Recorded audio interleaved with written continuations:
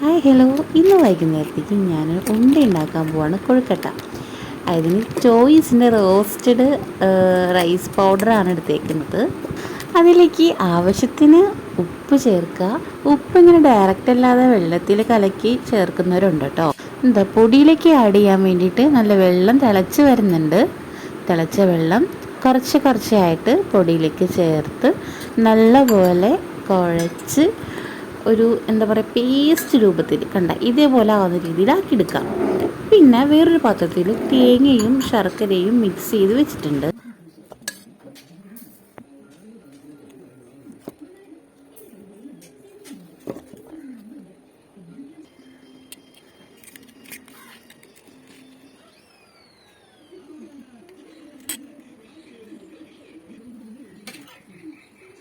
അടുപ്പത്ത് നമ്മൾ ഇഡ്ഡലിച്ചെമ്പിൽ വെള്ളം ഒഴിച്ച് തിളയ്ക്കാൻ വേണ്ടി വെച്ചിട്ടുണ്ട്.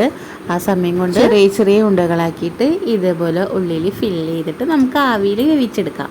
ഞാനുണ്ടാക്കിയപ്പോൾ ഇങ്ങനെ പല ഷേപ്പുകളായിപ്പോയി. നിങ്ങൾ നന്നായിട്ട് ട്രൈ ചെയ്ത് നോക്കൂ.